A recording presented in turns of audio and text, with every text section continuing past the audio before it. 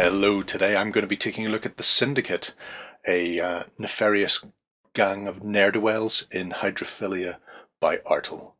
Okay, so let's have a look at the first box, the Shadow Warriors. So, as you can see, actually before we do anything else, the artwork on it is lovely, and it's got this really distressed, beat-up look to the box itself. And there's a very good reason for that, which I'll show you in a second. See, we have Stefan, the Shadow, Good Time Charlie, Vincent, and a hacker in this box, along with a breakdown of who they are and why they're doing this.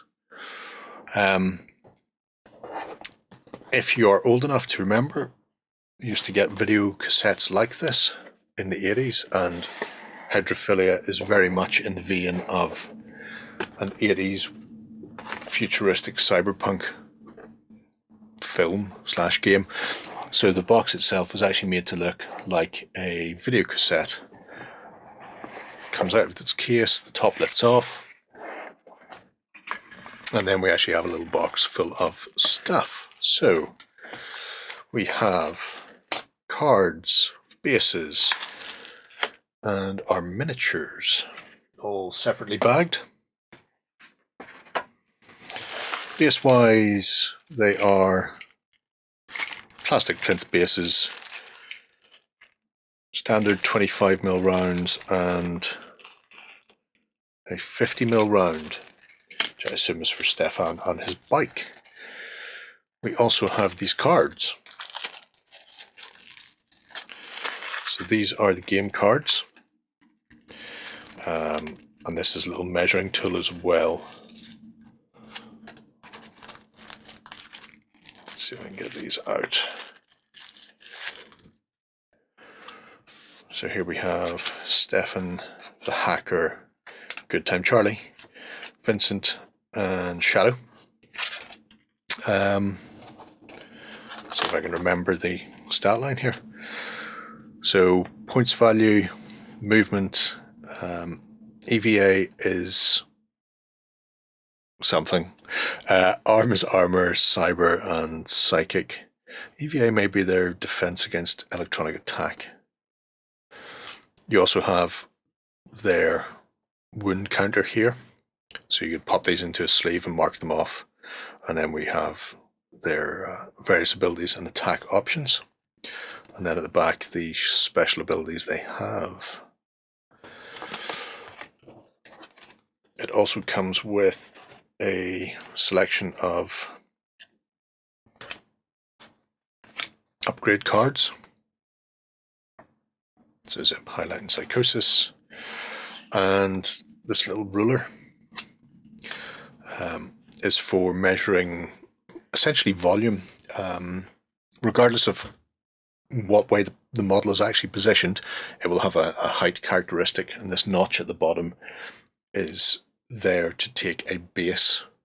So essentially, if you want to know whether or not you can see your opponent or your opponent can see you, you would stand this beside your base, and then that gives you the relevant height. So you'd be able to say height 1, yes, I can definitely see him.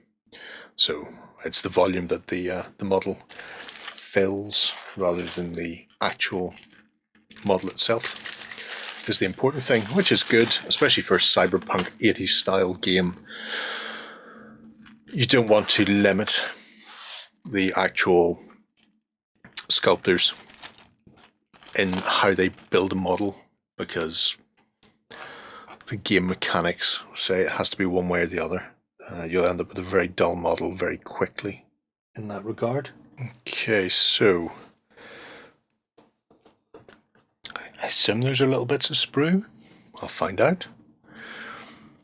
Hacker himself, wearing a nice sort of puffy bomber jacket.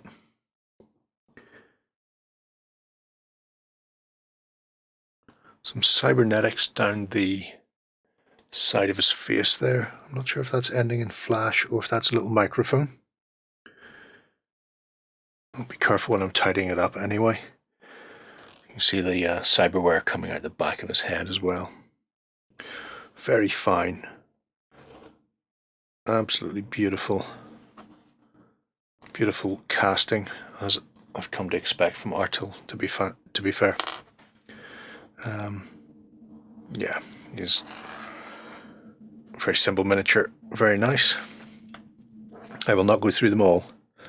But what I will do is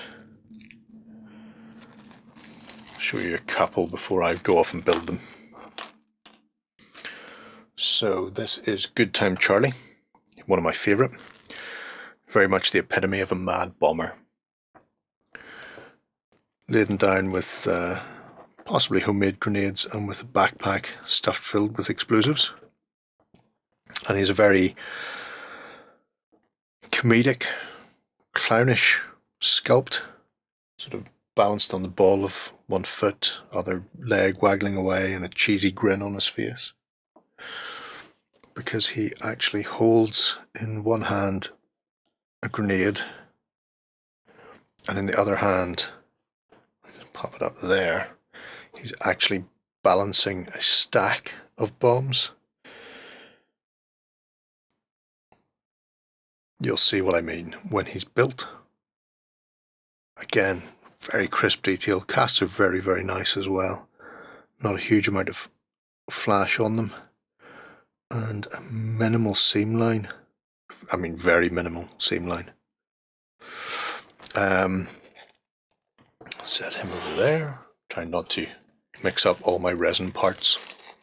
I will briefly have a look at Stefan and how he comes on his bike. So we have his legs and the torso. One-handed combat shotgun.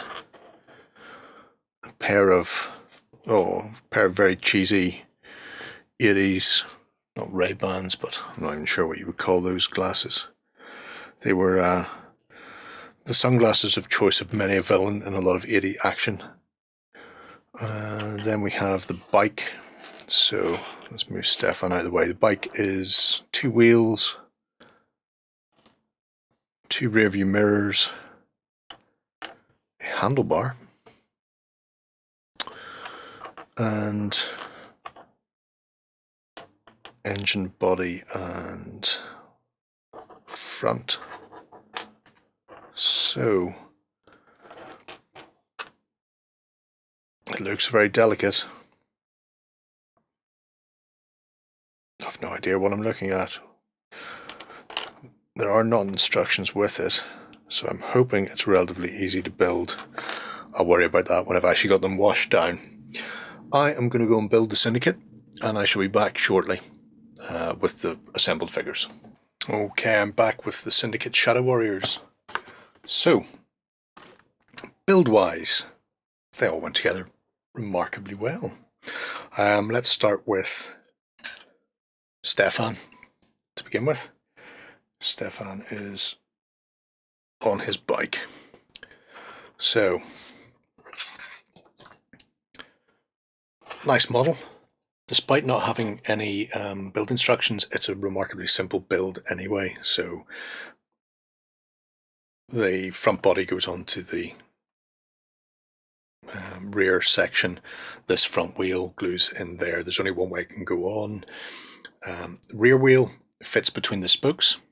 Now, because it fits between the spokes, I suggest warming this up, heating this up with a hairdryer so that you can push those apart easily, get the wheel into position, drop a dab of glue onto it and then close it shut. You could do it without actually heating it up, but you might stress it too much that it breaks. I really like it. It has a very 80s, a very Tron feel. It feels like it's come off a movie set where they've clearly just got a bike and then stuck extra fins and stuff on it to make it feel like it's futuristic. Stefan himself is he should probably be a little more forward on this side, pivoting sort of back to shoot behind him, but nevertheless, beautiful model. The fact that Stefan is a I think 2-piece, his arm is separate, It's just wonderful. Every time I pick something up from Artel, I'm impressed by the quality of their casting. So, next up, we have Vincent. And Vincent is a sort of classic cyberpunk looking character. A European with a touch of the Oriental about him. He's got that sort of Japanese top knot. Beautiful flowing coat, which was two pieces that just connect to the actual torso. Real sense of movement. And then that triple-barreled shotgun-looking affair there. He just looks like he's ready for a night on the town.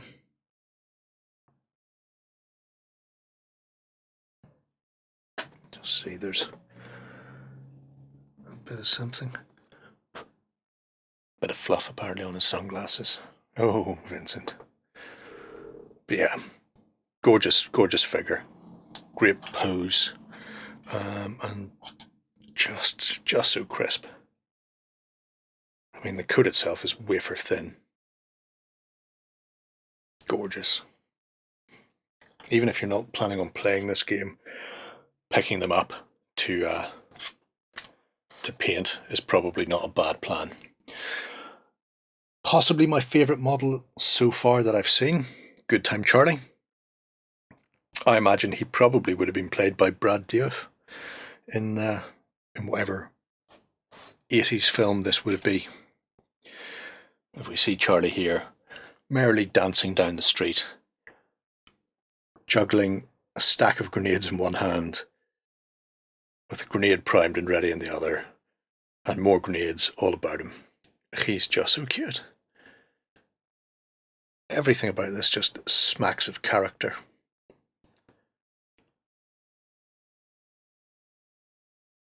I really want to get some paint on these. So yeah, Good Time Charlie. And a good time is had by all. Next up we have Shadow. So, Shadow is our super stealthy ninja type.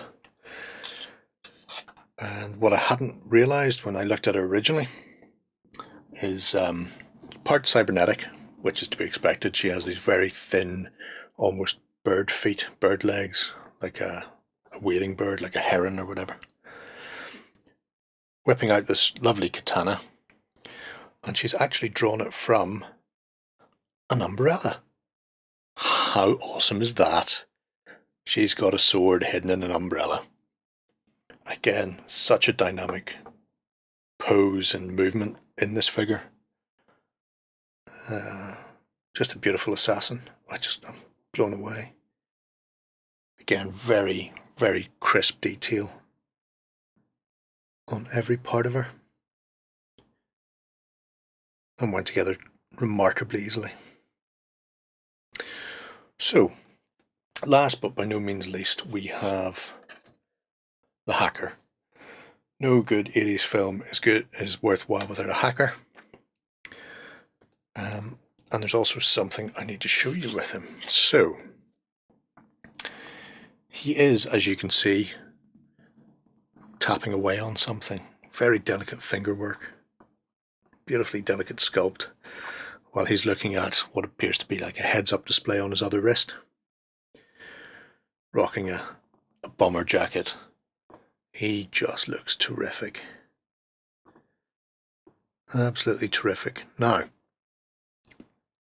when I was unboxing these, I shook something out of the bag, and it was like a couple of bits of plastic or a couple of bits of resin, and I hadn't realised until I was putting them away that it's actually a wafer thin laptop. I mean, super thin. Now, it was so thin, whenever it was the other way around, I just thought it was a couple of bits of scrap. So, I haven't put this together yet, because I imagine some people might see this and panic. So I just thought I'd very quickly on camera show you how I would put this together. And hopefully, this will work. So first things first, you need a bit of either Scotch tape or masking tape. It's low tack. Then we take our keyboard. I don't want it dead set in the middle of the tape, but I also want it to be relatively square, so bear with me. So there we go. That's square. Now we take our, I'm assuming that's space bar at the bottom there, so this is our screen. I want to have that somewhere above this.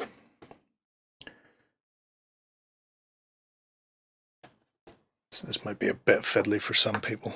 It's a bit fiddly for me, but then I'm not wearing my glasses. Let's grab that.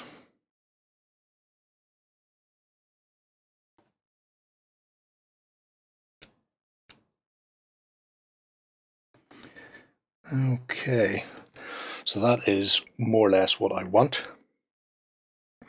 Then take your super glue, which I've hidden on myself. Oh, kill surprise, it's where my super glue is supposed to be. So then you take your super glue. You don't put it directly onto the model. I'm actually going to squeeze it onto this bit of plastic, because then I have it.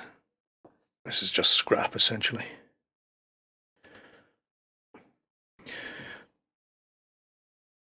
Thin glue might work for this slightly better, putting it straight onto the model, but I don't want to put it straight on. So using a cocktail stick, I'm just going to pick up an amount of that glue and then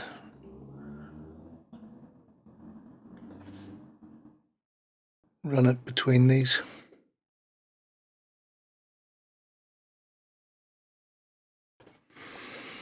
Now, if I'm lucky, what I can then do is fold it up